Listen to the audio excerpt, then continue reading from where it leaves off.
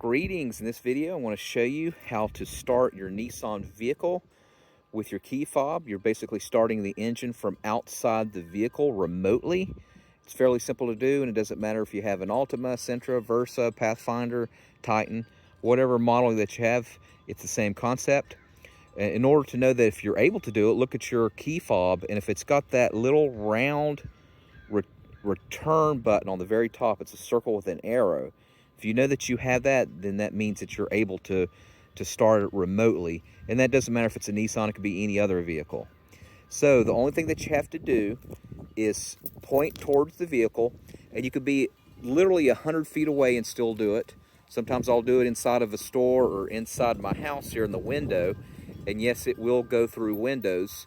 So that way, if you're in the cold or in the rain, you can start it up before you go in your car. I love doing that, and it'll be warmed up.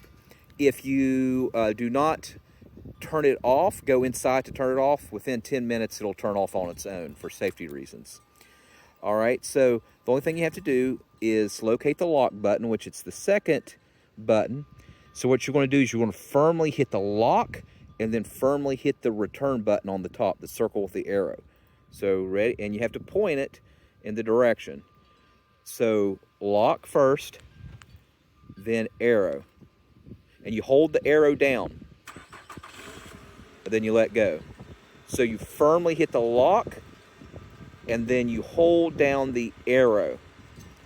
All right, and we'll go inside the vehicle in order to activate it. There's something else you have to still do.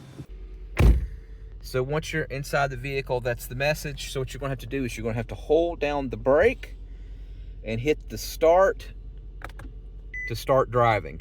If for whatever reason you hit go into reverse, or you do not do what I say with the brake and the light, it'll automatically just turn off, and then you'll have to manually start it.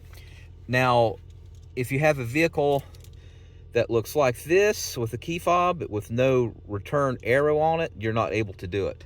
If for whatever reason your Nissan key does not work with the remote, it may be that the battery is weak. And if the battery is weak, the only thing you need to do is replace the battery. And most Nissans use a battery like this, the 2032. That's the model number. You can get them at Walmart, or you can get them at a dollar store. I'll put a link in the comment section where you can get it off of Amazon and just go ahead and order it on there. But it's usually the 2032. And then you just pop open your Nissan key fob, and that might work, because I noticed with mine it did that. It was weak, and then it wouldn't do it any longer, and as soon as I replaced the battery, we were good to go. All right, thanks.